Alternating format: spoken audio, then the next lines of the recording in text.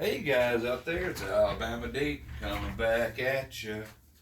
All right, so I want to do a little video. I got a message or a comment on my page, on my channel. I'm sorry, blah, blah, blah. Also probably on my page. I've been getting quite a few. Decided to do a video on this real quick. Probably take up about 10, 12 minutes of your time. So let's just dive right into it. And what we have going on here is we have people who are wanting to do their builds, but they're coming into issues with dials fitting their cases and what sizes are to which and blah blah blah. What do they need to get? What sizes do they need to get?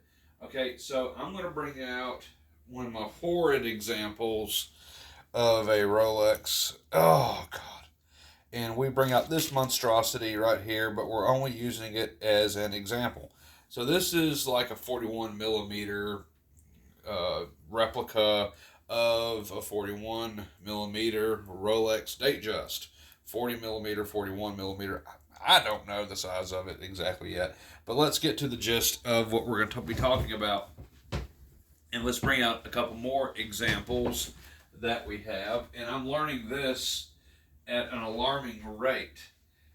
And we'll go ahead and we'll just bring in two very fine examples of Rolex Datejust. We have, or date, Oyster Perpetual Date, or Datejust. You can do it comparable because you can go ahead and say they're kind of similar in a lot of ways, other than the dial saying Datejust and date, but there are distinct differences. Okay, so let's bring these into play. We have a 36 millimeter, a 34 millimeter, and a 40 millimeter plus. All right, so we'll just go along with that. So what dials can go with what and how with when and all of this. So if you're confused on the size of your dials, you can't get them to fit the cases that you're buying, well, let's just go right into it and help you understand. Now, when it comes to things such as Cellinis, for this example, this is a genuine Cellini dial. This right here will fit this 40 millimeter, 42 millimeter case.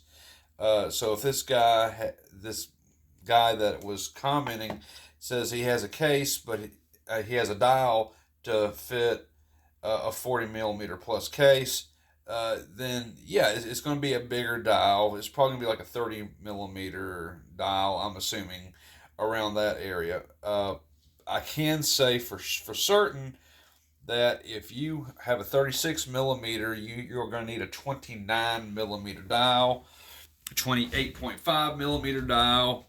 That's going to fit a 36 millimeter case. 27 millimeter dial is going to fit a 34 millimeter case. And I believe it's 30 millimeters is going to go into like a 40, 41, 42 millimeter case that you have here. Now, I do have example of some dials. I was actually going through them, surprisingly enough, and having that pop up on there. And let me just bring out one of my replica dials. And I don't know if it got off AliExpress or not, but okay, we can do that. This we have here, I'm believing, is a 30 millimeter, 31 millimeter dial. This is going to fit this 40 millimeter plus case that you see on here for the newer style Datejust. Gosh, that's on there tight. Let's see if I can even open that. I may have to get my thingamadoo on it. Nope, it opened it. So we're going to go ahead and we're going to open this up, show you what I'm talking about. There's actually a movement in there. Wow. Okay, I didn't know that.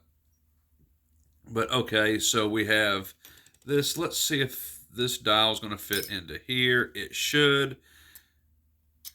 So yes, we see that the 30 millimeter, 31 millimeter dial that we have here does fit this 41, 42 millimeter case. It fits it perfect right up in there. Now, I could technically make a build out of this if I wanted to, but I'm not, because the date window is very sloppy.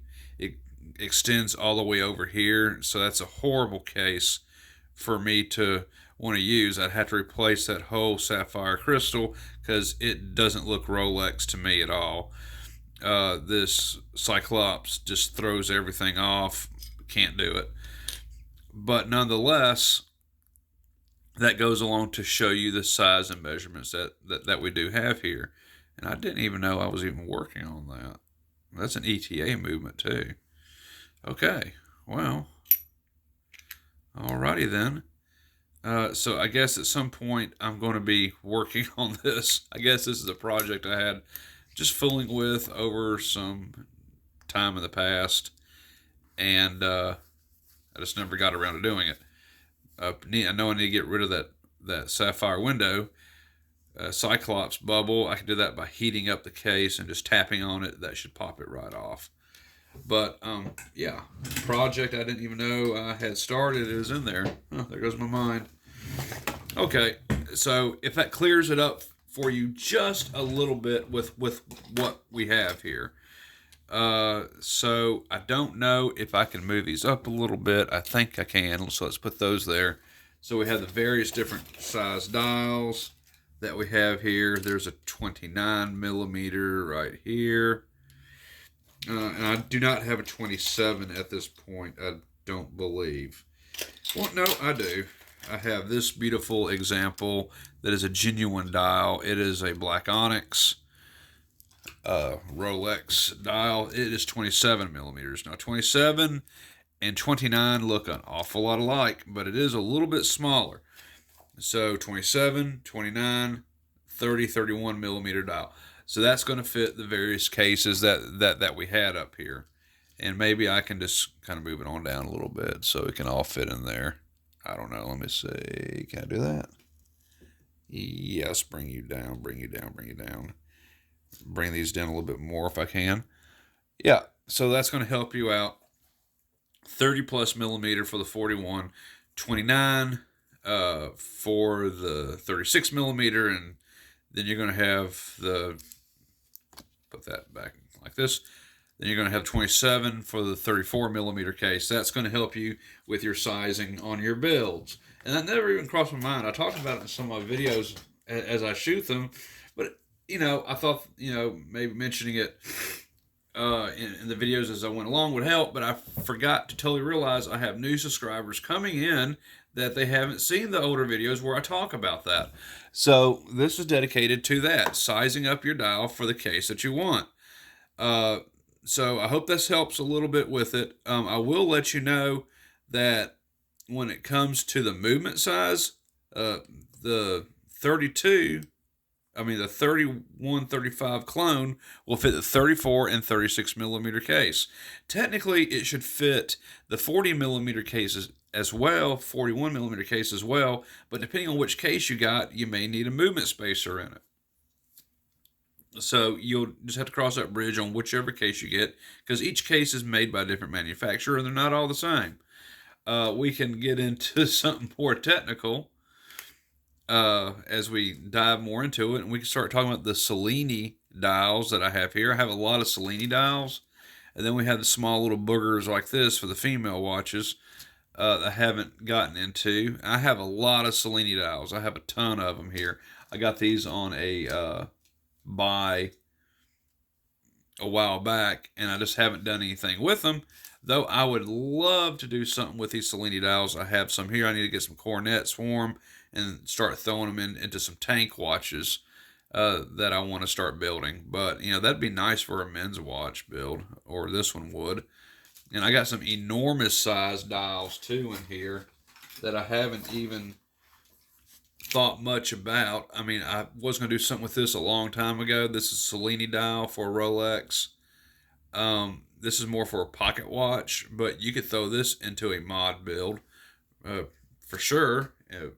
Maybe I could do something with this and that. I don't know. We'll see. I'd like to have the Rolex pocket watch movement to go along with that, so it can be more authentic. And I guess I will as time goes on.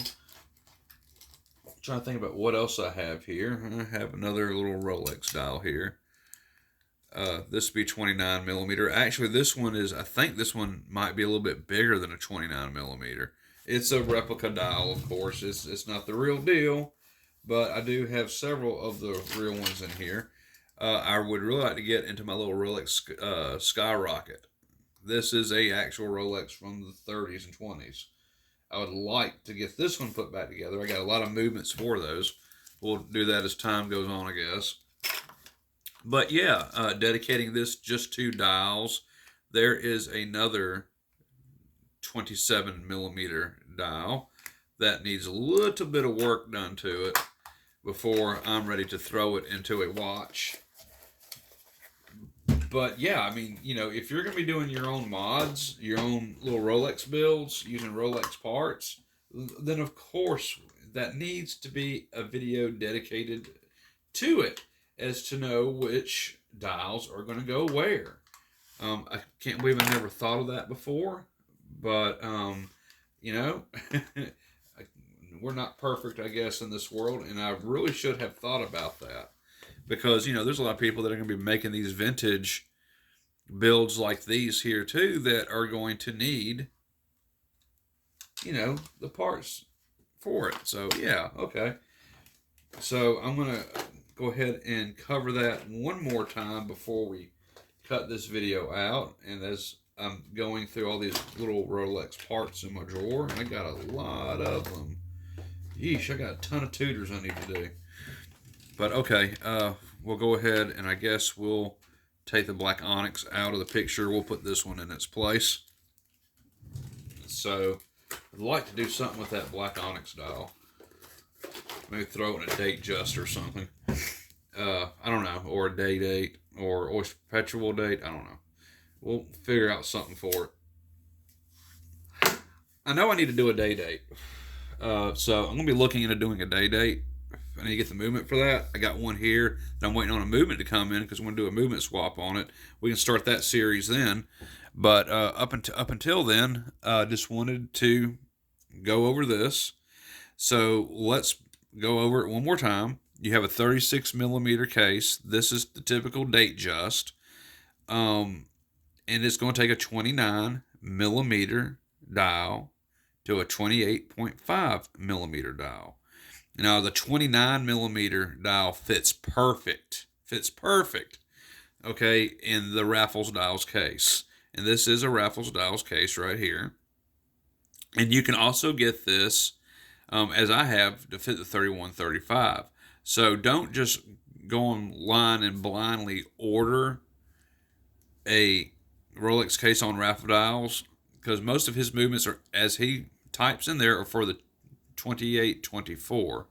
So you need to ask for the 3135 case for the Datejust in 36 millimeter vintage. That's what he carries, and that's what he offers. And he does have his price on there. I won't quote his price because this video will be up for probably years, and he may change his prices, and I don't want to speak for him at all.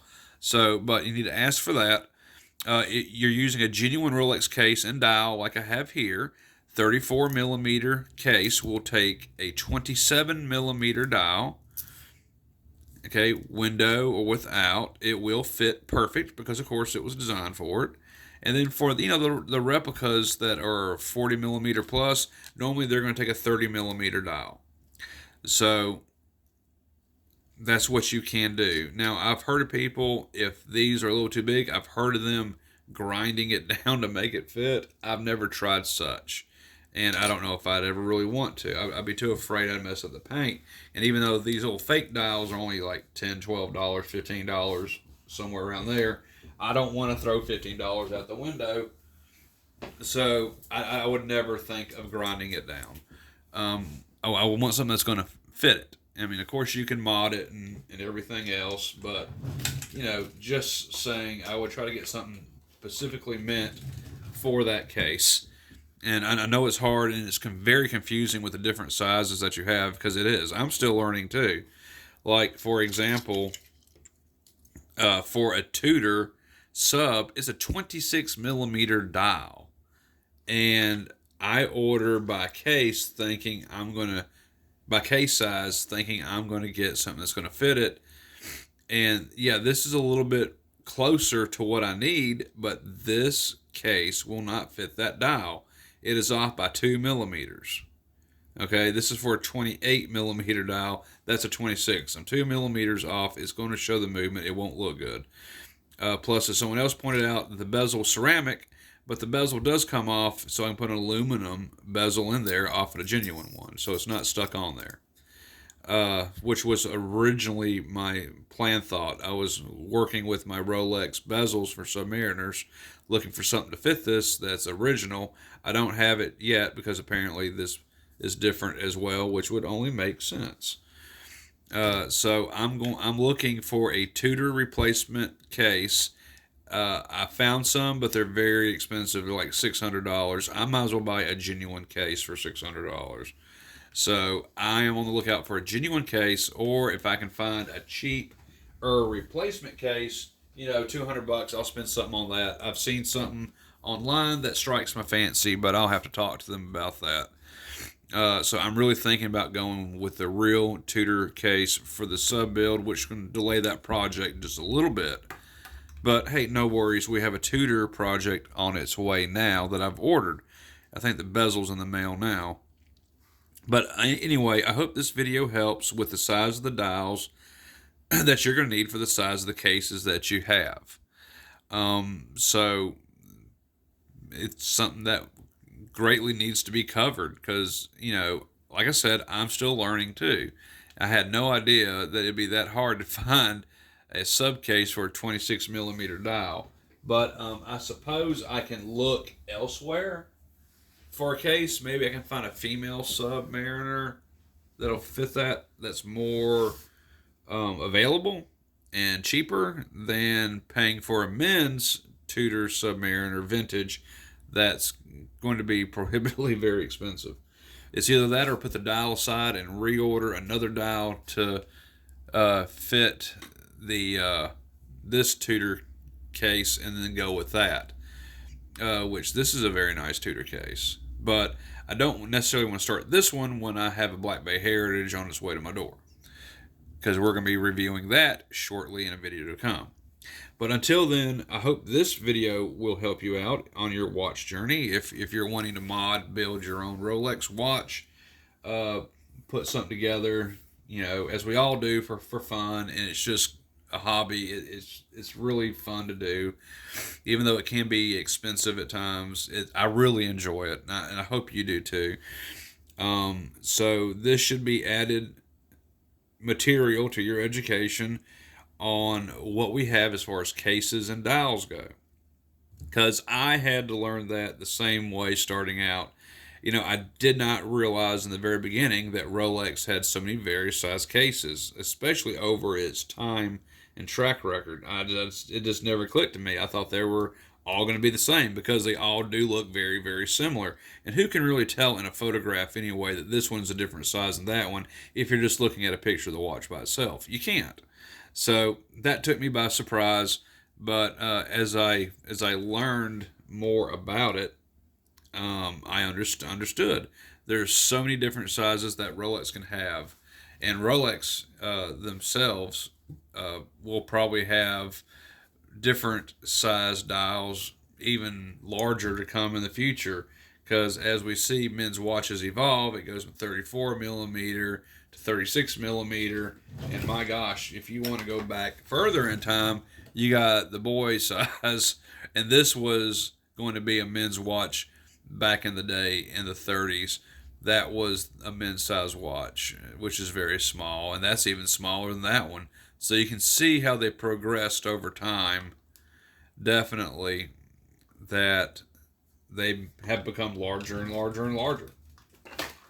So, okay, boys and girls, this is going to do this video and education for today. I thought I would throw it out there before I go into work to help you a little bit further along and understand more about Rolex. And I think it's great that nobody is really attacking anyone on here anymore. I love that, because this is just education and going along and understanding how the builds go and how Rolex has progressed over the years, going from small to large cases, and with that, the different size dials that you're going to have out there.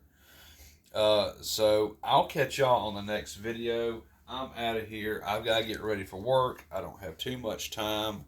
I got to be out the door in probably 15 minutes. So I will see y'all in the next video. I think, if I'm correct, I am off tomorrow. So tomorrow, after my medication run to Birmingham, I am going to start a few more projects. I don't know. We'll see. I have a lot to put together in piece as my parts do arrive. And actually, there's a 36 millimeter dial and a genuine right there, which probably could have thrown in, make it more realistic, but it's okay. So, Raffle Dials, I can say before I leave, is still the best place to get parts. He is evolving with the need of his customers over time. I know that he did mostly vintage Rolexes, and that's what he has mainly in stock.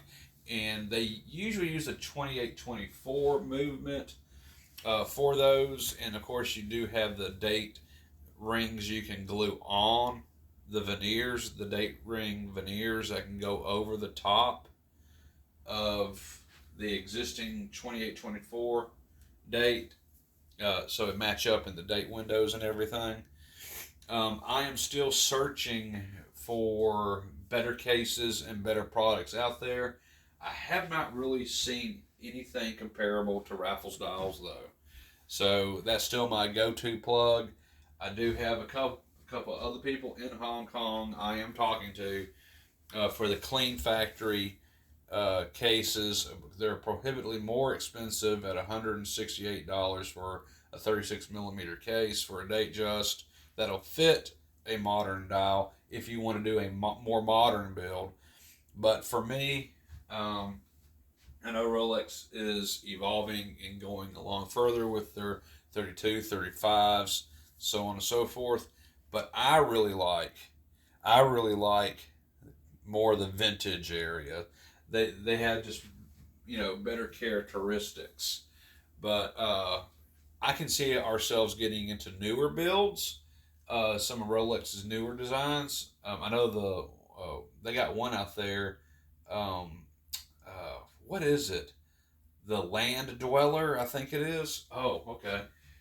We're going to see as that comes out, the people that start making copies of that. And as the watch does grow along in age, I'm sure there'll be dials that'll be available at the time. I wouldn't mind doing a Land Dweller build. We'll cross that bridge when it gets there. I know replacement parts are not going to be available. This watch just came out, so it's going to be very hard to get a dial in a genuine dial for a Land Dweller. It's probably going to take a couple of years of it being sold and taken apart and parts selling off and all that stuff, and they're probably going to be very expensive at that. So it's going to be several years to get to a Land Dweller if it's going to be genuine. Otherwise, I think they'll have a copy out probably in a couple months, if it's not already out now. We'll see. But okay, guys and gals, I'm out of here. I'm going to work. I'll see y'all in the next video. I hope this helps a little bit and helping you understand what size dial you're going to need with what size case you are dealing with. I'll catch y'all in the next video. Bye-bye for now.